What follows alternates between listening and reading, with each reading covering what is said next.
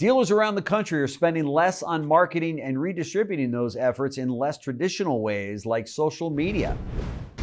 Hey, has anybody seen the Cadillac Escalade key? I can't find it and I got a customer. I'm looking for a key. You got the Cadillac key? If I find out who's got this key, I'm gonna go crazy. I can't find these keys anywhere.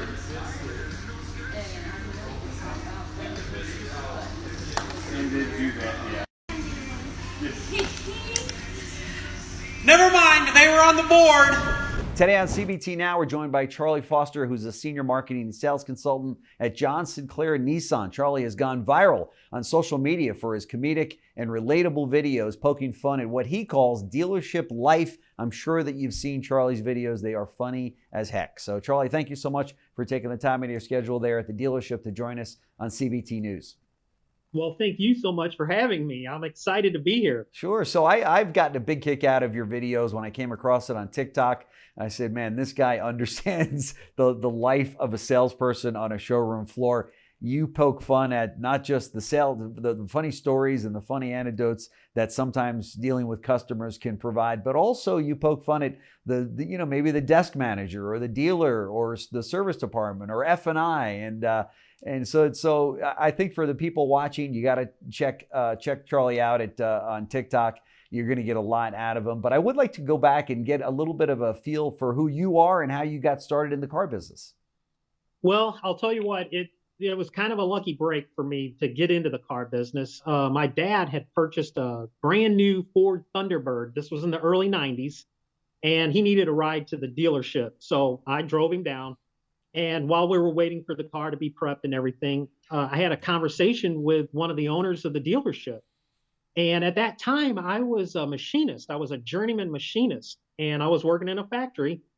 And so we had a great conversation. Dad picked up the car. A couple of days later, I get a call from the owner, and she offered me a job. And I said, gosh, I've never sold anything in my life. And she said, well, I've got a good feeling about you. And she was the first one to give me a break. And so that's how I got into the car business. Wow. Kind of a lucky thing. I was in my mid-20s at that time. Okay, so you've been in it for 30 years now. 30 years. Wow. And, when you were talking about these videos and poking fun, I've got 30 years of experience, and I don't think I'll ever run out of material. No, you won't.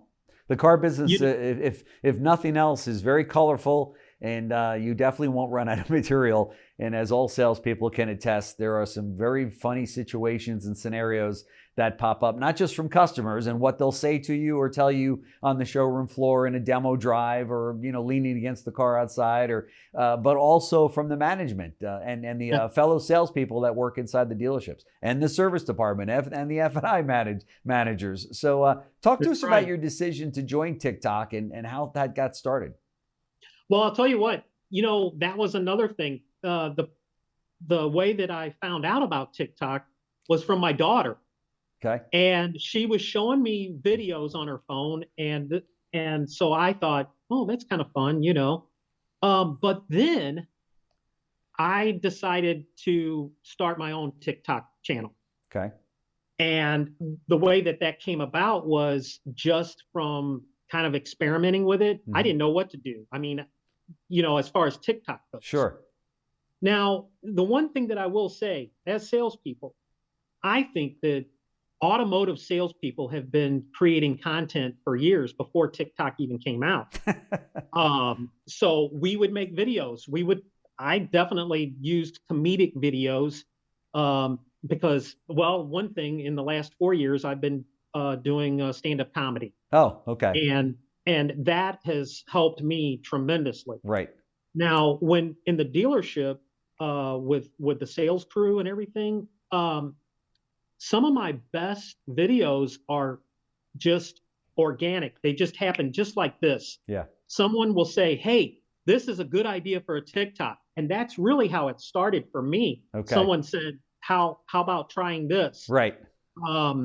So that's how I kind of just got into it, into the platform. Yeah, and they're very entertaining. That's for sure. I think people that are inside the auto industry can appreciate it more than maybe even the consumers watching in some cases. Have you realized any business from your TikTok account?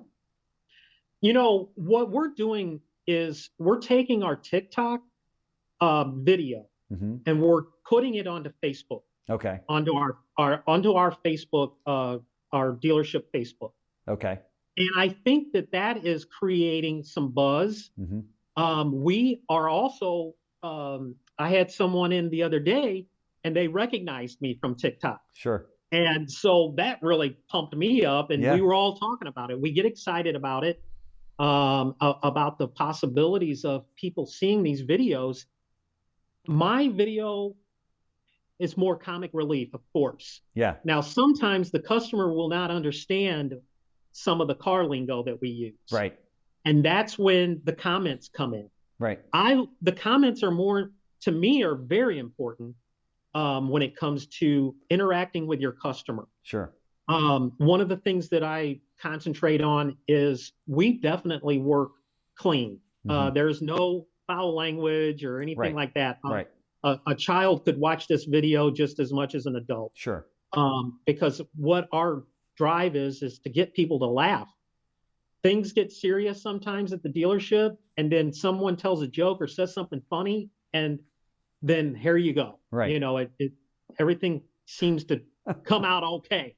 You know, before TikTok and before social media, salespeople would just gather, outside after they all took ups for that morning or what have you, and just kind of talk about the scenarios that they just went through, right? And many of them could be very funny. Some of them could be, not so funny. And you might spend, 5 hours with a customer only to find out that they've got a 400 credit score, or they're not who they say they are, or they need 3 cosigners or what have you. And you make light of, those scenarios. But it is different today for sure. Well, what topics seem to resonate, the most with the people that watch? Okay, I've got an example. I made a TikTok a couple of weeks ago, and it was about the customer that said that he didn't want the dealership's name on the back of his car or the frame. I saw that one. Right. Well, I'll tell you what, you can put these on somebody else's car. I ain't going to be a billboard for this dealership driving around with your name on there unless they're going to pay me for it. And let me tell you something, Jim. That video got over 1,500 comments. Wow. And it was mainly customers talking about their experience at the dealership. Yeah. And to me, that was a video that was successful. Yeah. It went semi-viral, I guess. Mm-hmm. It did get over 1 million views, but that's something that a customer can relate to. Right. And that's what I'm looking for, is to make it, salespeople have this stigma attached to them. Right. Oh, yeah. And that's for sure. At our dealership, and I'm really proud of what we're doing, we've gone to a system where we're not on commission sales as salespeople. Okay. We're on a salary. Okay. And to me, I really feel like that cuts down on a lot of the hard feelings, I think. Okay. Sure. From salespeople and customers, because you're more relaxed. Right. When you're able to present the information on the car and find the right car for the customer. Do you think are you ever concerned that your videos might be, supporting a stereotype that customers could have about those in the industry and car salespeople in general? Because they're funny, but people can relate to them and go, that's just what my salesperson said when I went in to buy a car. Well, I'll tell you what, in the sense of the customer watching these videos, if I can monitor the comments and make sure that the customer doesn't feel left out. Right. I comment on every customer because I treat the customer I treat the follower just like a customer. Okay. And because one day it might be a customer. Well, and that's the key here, is if someone comments and I comment back, I want that customer to know that I'm treating them as a future customer. Right. And if they took the time to leave a comment, whether it's good or bad. Right. I'm still going to comment. They're because engaged. That's exactly right. Right. The engagement. That's right. And whenever someone says something a negative to me personally on the TikTok, Yeah. I usually come back with something funny. Yeah. Or I just simply thank them for their comment. Sure. And sure. I think that's there's no other way to do it. Sure. Do you think all salespeople should be using social media to further their careers? Absolutely. Today, this TikTok is on fire right now. It is. This is the thing. I know. And it's a perfect opportunity for salespeople to go out there, whether they want to make a funny video, a product video, or talk about what they can do, what they can do to help you get into your next vehicle. Right. And I like I said earlier, I think that automotive salespeople and TikTok were meant for each other. So let me ask you, you poke fun, as I mentioned earlier, at fellow salespeople, maybe the customers, things that they might say that we in the industry find pretty funny. But you also poke fun at the managers and maybe the dealer that you're working for. Not maybe directly, but we all get the message. How does your manager or your dealer respond to that? It seems like they've got a pretty good sense of humor about it. Well, I'm going to give you an insight. Usually, I don't know if anybody remembers this, but a lot of the videos that I'll make, I'm coming up to the boss and I say, "Hey boss, I think I got a deal." And then I roll into something else. Right. Well, my general manager is actually filming me. He's the one that does that. Okay. So I'll say, "Hey boss, I got an idea for a TikTok. Do you got a couple of minutes?" Right. And he'll say yes. Right. And that's because in the dealership world, I was thinking about this earlier. You know, when we're making a TikTok, it's on the fly. There's not a lot of time to do a setup and lighting and that type of thing. That's because you're trying to grab somebody that's free, that doesn't have an up with them or a customer. And so you say, "Hey, I got an idea for a TikTok." But that's the key. My manager and my owner, we communicate all the time. And my boss came in this morning, Mr. Sinclair came in this morning, he said, "I really loved your Sunday video. It made me laugh." And so that right there tells me I'm doing my job. Right. I did something because the owner laughed. That's right. That's right. And you said before we got recording today that you've been with your manager for like 26 years. With my owner, I've been with him for 26 years. Wow. Mr. Sinclair. Okay. I started working for him in the mid-90s. Wow. That's great. And, you know, we've our relationship is really a great relationship. Yeah. I've been a manager for him. I've been a BDC manager. I've had a lot of different jobs in the dealership, and he was the one that gave me the opportunity. So I'm really grateful for that. Yeah, that's fantastic. So what do your kids think about this? I have a daughter. She's 24 years old. And Chloe is her name. She's the one that got me started on the TikTok, and she's my biggest fan. And she will also go to bat for me sometimes. She wants to go to bat for me sometimes when someone makes a mean comment. But I told her, I said, "Don't worry about it. Old Dad's got it." Bring it all on, right? Bring it all on. You now have 32,000 followers. Where do you see this going over the next couple of years? Well, do you have a goal? Are you like, I want to be the next Kardashian of the retail automotive business? My goal is I want every car salesperson out there to follow me. Please. There you go. Okay. Because that's got to be a couple of 100,000. Well, at least. And I'll tell you what, I want to give back to this business too. Yeah. You know, I've been doing this for 30 years. Yeah. And I think I'm almost at the point where I want to start, you know, training and maybe doing something in that end of it. Sure. There's so many great things going on in our business right now, and training is the key.